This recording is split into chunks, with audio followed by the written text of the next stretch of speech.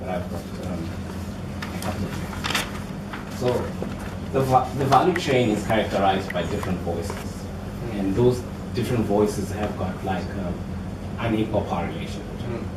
Right. So your problem is that certain voices are being valorized over others. So what you're trying to do is to get the social voice, so to align all the voices so that they kind of are in sync with the social realities of that.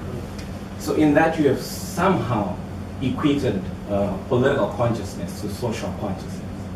And I think there's a bit of a problem there, because what I think is that there's a technical voice which the engineers belong to, and then there's a political voice which politicians who will come up with these big projects have. And there's a social voice which the ordinary people have. And I don't think that the social voice, with the work that I've been doing on political elites, and the political voice are in sync as you assume here. So I'm just thinking, is it not more meaningful to look at the social consciousness much more than the political consciousness? So I think that actually when I mentioned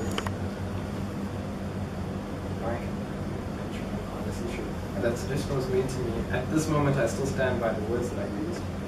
I think that definitely those two are not in sync at this moment, but the whole point of this project as well is to align those ends. So that they are misaligned at this moment, but I think there's a necessity for them to be aligned. And I think that this issue about social consciousness as well exists in public discourse in a manner that is very non-confrontational. And I think that this project is quite a confrontational one, especially when it comes to value systems of persons engaging in engineering ethics, right? So what I'm saying is that you can have, there is already like a narrative about socially conscious businesses. And those socially conscious businesses already exist with all of their practices intact.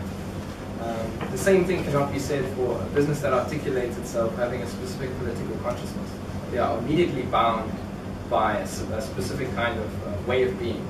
So what I'm saying is that engineers need to bind themselves to a political consciousness. It needs to be confrontational, because the social consciousness gives them a freedom. Yeah, I think that there's freedom in that is not there with political consciousness. Just one more.